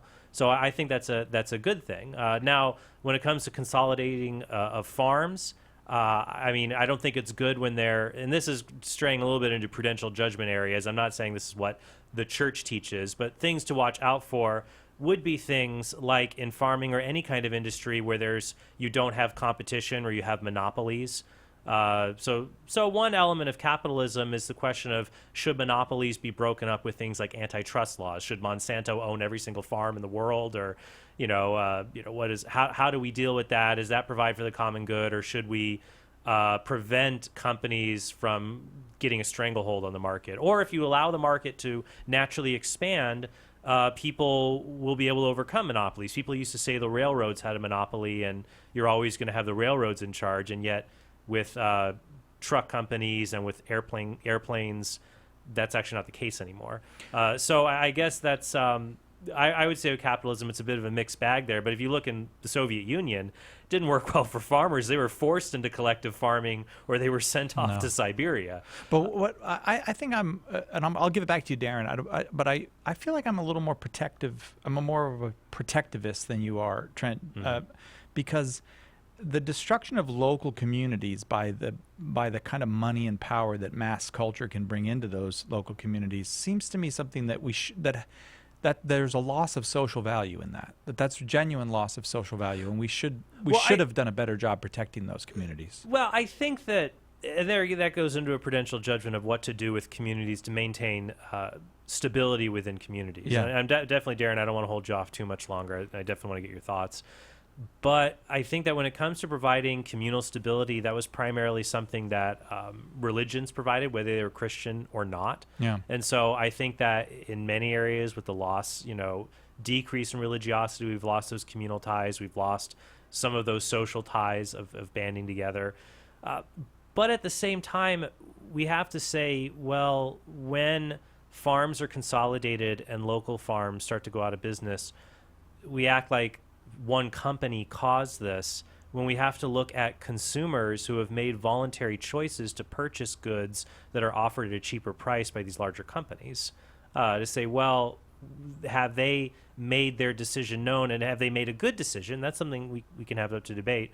Did they make a good decision in choosing to buy these cheaper goods, and was this better for society overall? That's what's hard when you get into things like economics, and what I said with our caller earlier about prudential judgments.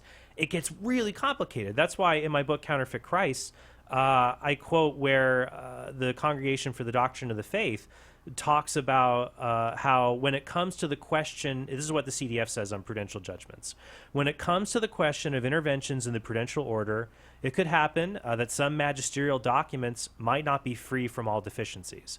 Bishops and their advisors have not always taken into immediate consideration every aspect or the entire complexity of a question.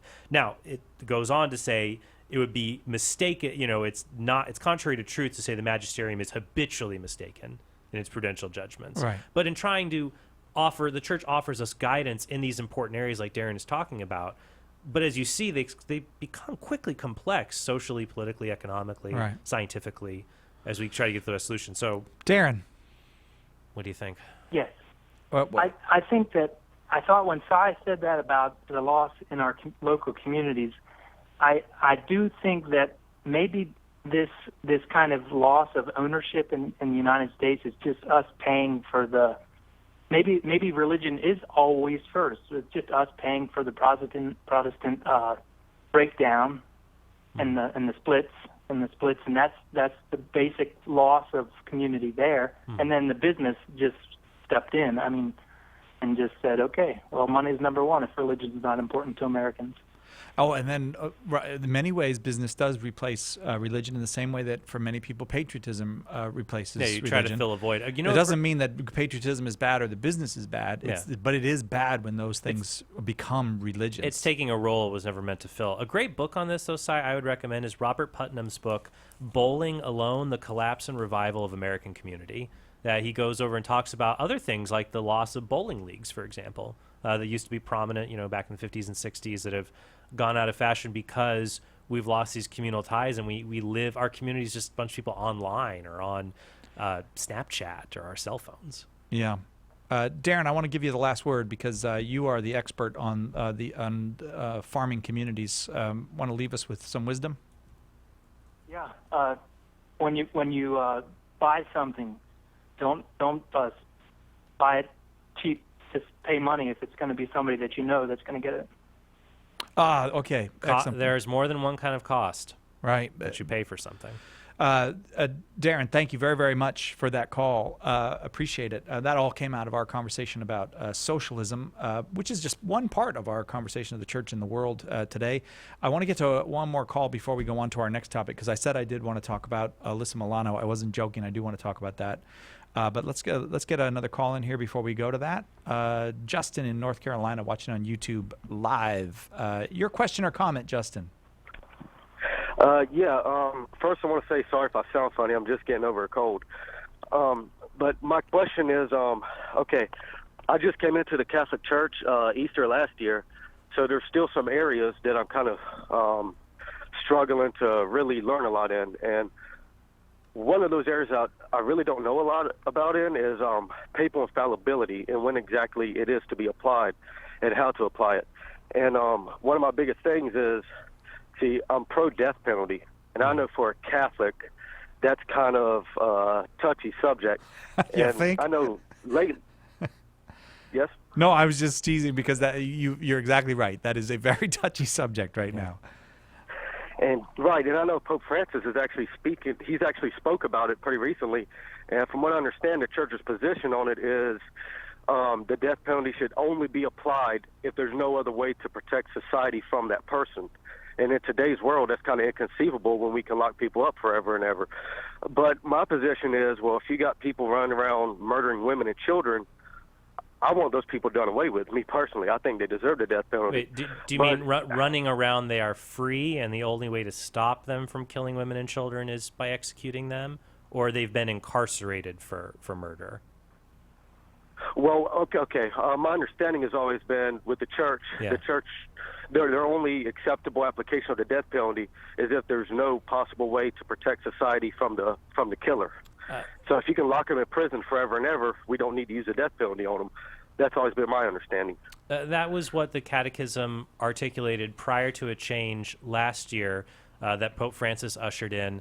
That previously, under Pope St. John Paul II, the Catechism said the circumstances where the death penalty would be required were rare, if not practically non-existent. Now the Catechism essentially is calling for the abolishment of the death penalty, saying that it's inadmissible. And so I can see where, if you struggle with this, at first this is not an issue of papal infallibility. The Pope has not declared this to be an infallible teaching of the Church. There's not any organs of infallibility being utilized in making this definition, or making this teaching, I should say. However, that doesn't mean it's a teaching that we as Catholics can ignore. It requires the religious submission of our minds and wills, that we accept this as a teaching, even if it's something that we can struggle with, we can have concerns about it.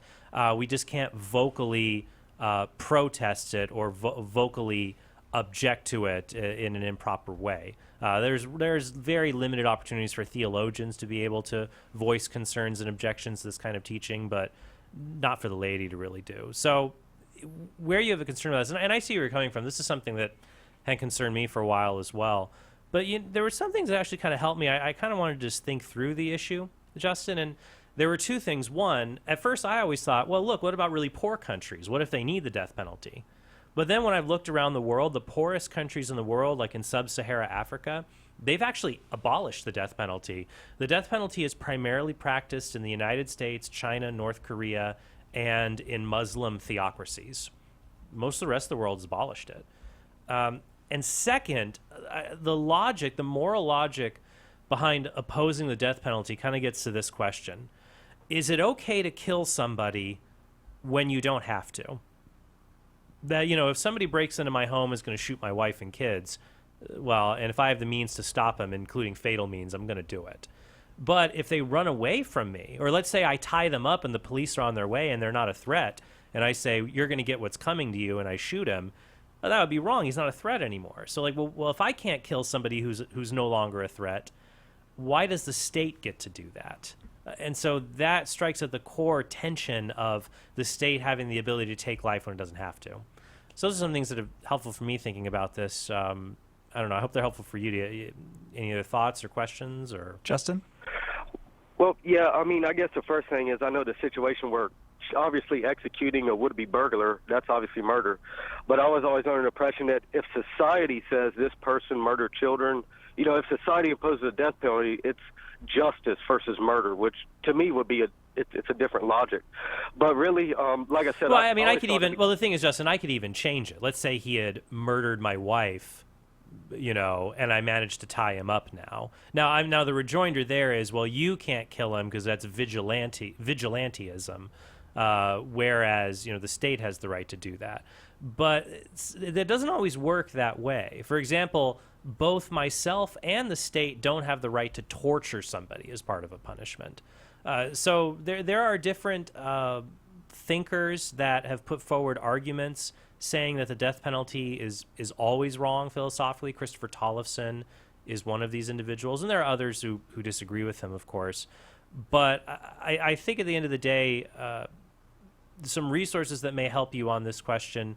If you stay on the line, Justin, give us your email. I'll send you an article my friend Jimmy Akin wrote about the Church's teaching on this question and how Catholics should respond to it. Even if you have doubts or concerns, like, well, can I be Catholic and still think the death penalty is okay? Where do you draw the line?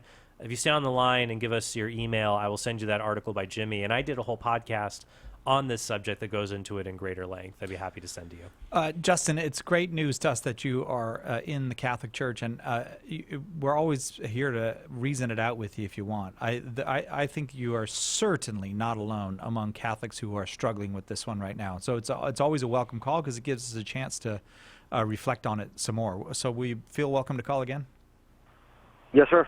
All right, and hang on because Trent's going to send you that. I think we should probably send him Jimmy's book, Teaching with Authority, because he started the call with a question about how to know infallibility. About papal infallibility, and that's the perfect book for it. So if you'll hang on, we'll send you both of those. Let's take a quick break. We'll be right back with more Trent Horn, the Church in the World, right after this on Catholic Answers Live. Hello, this is Archbishop Alexander Sample of the Archdiocese of Portland in Oregon. Keep that dial right here on Catholic Answers Live. Catherine Zeltner. There are so many misconceptions when it comes to abortion and assisted suicide. It's really confusing, and I think for a lot of people, they don't know how to talk about these things. EWTN Pro-Life Weekly, we help to change that. We help to really untangle these web of lies. Listeners can expect to become informed and then grow more confident so they can then discuss and dialogue these issues, and together we can really impact culture in that way. EWTN Pro-Life Weekly, Sunday morning at 10 a.m. on EWTN Radio. Underwriting for Catholic Answers Live is provided by Real Estate for Life. Real Estate for Life connects homebuyers and sellers to real estate agents while supporting pro-life organizations. On the web at realestateforlife.org. Homeschool Connections, an online provider of courses for your Catholic homeschool, is a sponsor of Catholic Answers Live. Homeschool Connections website is homeschoolconnections.com.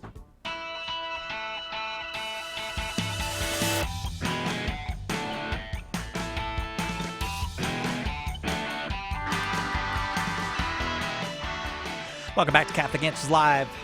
Trent Horn here with us. We're talking about a lot of news stuff today because our theme this Friday is the church in the world, and we're taking a look at various ways in which the world maybe is influencing the church influencing the world, and things that where there's the confluence of those two realities. And Trent, I said I wanted to talk about Alyssa Milano. Alyssa Milano is an actress, and she used to be on what was that, Tony? I really like Tony Danza. What was that show that they used to? Who's the Boss? Who's the Boss? Yeah. Who's the Boss? Tony Danza. Who's the Boss? And she's been in all kinds of other things like the TV show Charmed, and I like her a lot. I think she's a very good actress. I've enjoyed her work, but she is also a campaigner for LGBT issues and a campaigner for abortion. Really, I don't know how else to put it. I was looking for a softer way to say it, but she wants there to be unlimited availability to abortion. And so she's mad about the laws that are being passed, and these are I mean, it just seems clear to everyone. The reason these laws are being passed in various states is the states are ready for a Supreme Court challenge to the unjust rulings in the Casey decision and the Roe decision. Unjust in multiple ways, but among the ways is taking away from the voters what is their right to vote on, and reserving that to judges who were not given that authority to take that away from the populace in the Constitution. But judges don't care about that a lot of the time. So Alyssa Milano's idea is, well, we'll have a strike, a marital Congress strike. That's what I'm going to be calling it, a marital Congress. Oh, the pledge to not engage in the marital act until the bill is withdrawn, I guess, or it's overturned. I'm not exactly sure when. I feel like, in fairness to her husband, there should be some specification about when this will end. Yeah, I don't know. What the terms are. I'm not sure if she's going on strike or not. I think she might be calling on the women of Georgia to do it. I don't. I didn't catch that. Yeah, okay. this has a long pedigree. There's actually some feminists who are not happy about her saying no, this. there's a lot of people who are not happy, but they find it a kind of trivializing of very serious things. Right. This is. I don't think she means to trivialize it. Well, you could call this Operation Lysistrata. That was actually in Aristophanes' play Lysistrata. The women want the Spartans to stop fighting, so they go on a marital Congress strike. And then Spike Lee made a movie about that. About Lysistrata? Yeah, he made the play Lysistrata into a musical set in Chicago.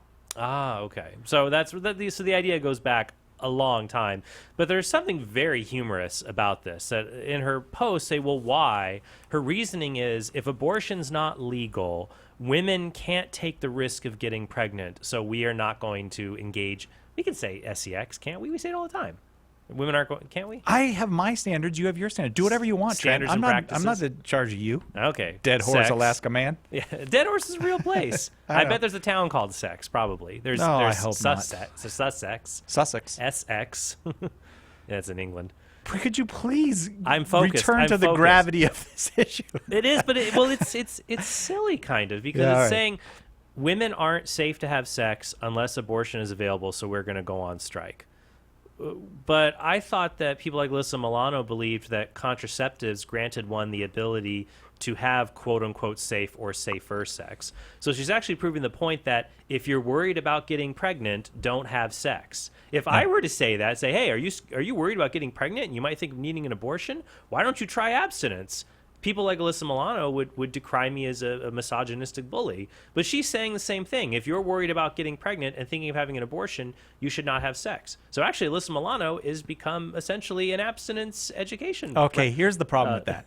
Abstinence No, education I really got to promoter. say what the problem is, because somebody wrote an article I think it was at the Babylon Bee. No, it was Eye of the Tiber. Eye of the Tiber. Okay. Yes. So at Eye of the Tiber, they wrote an article Yes. saying that Catholic Answers had Yes. hired Alyssa Milano as a chastity speaker. It's funny. The premise of that is funny. Yes. But it has caused us some problems because there are people who believe that Catholic Answers is now promoting Alyssa Milano as a speaker.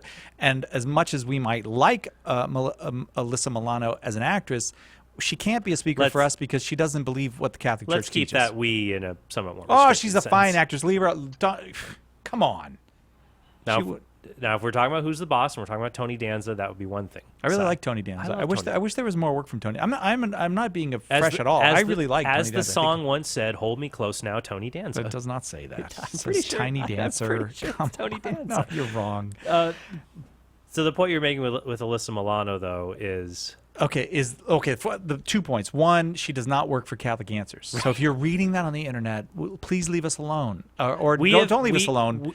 Do come and support the work of Come and Catholic Answers. support the work- Because some yeah, right. people have said, and I'm not joshing or ripping on anybody who's done this, that it is unfortunate some people are not familiar with Eye of the Tiber, that it is a parody magazine and website. Right. And so reading from that reached the erroneous conclusion we support Alyssa Milano and we've hired her to be a speaker. And so some people have even said they don't want to support Catholic Answers anymore, and we've tried to explain, no.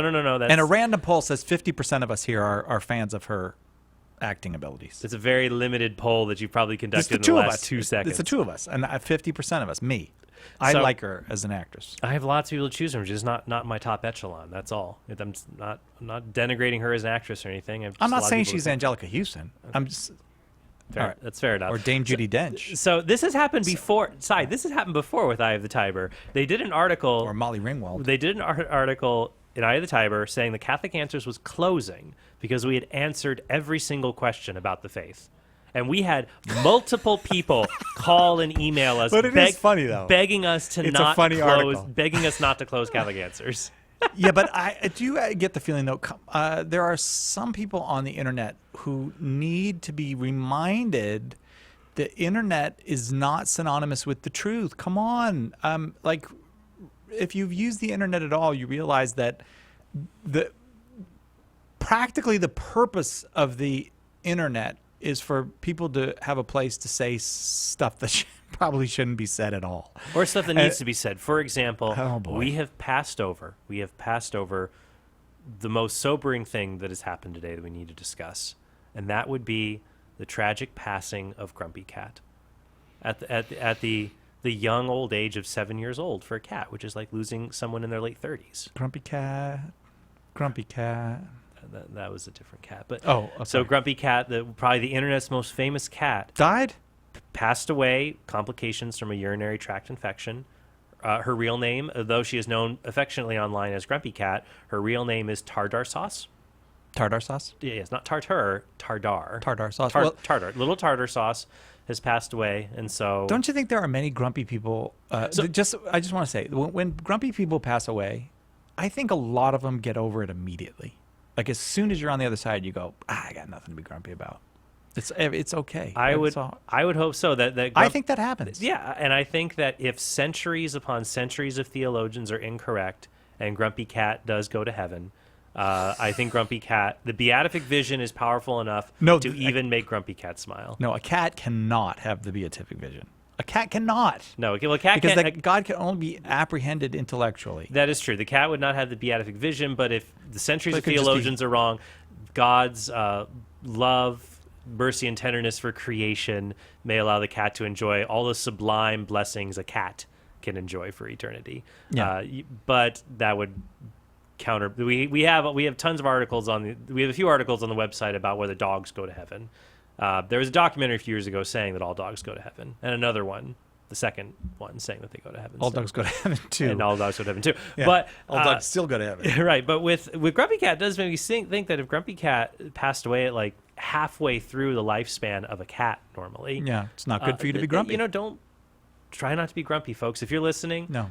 Notice Cy and I have had a fair amount of levity in our conversation these past 2 hours. It probably entertained only us, but yeah, okay. So hopefully you will have some levity for that in your weekend, and hopefully we haven't made people grumpy and shortened their lifespans.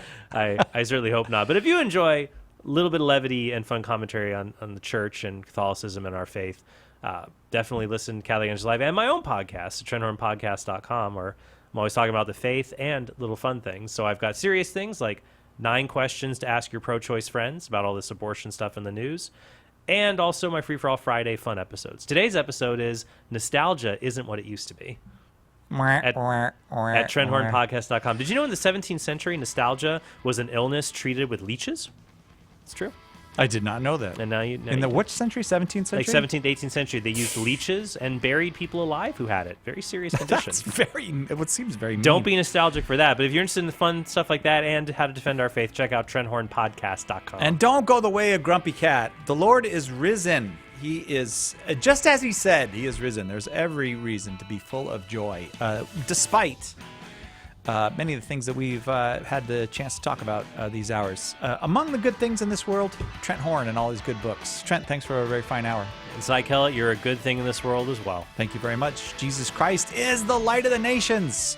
And we'll see you next time on Catholic Answers Live.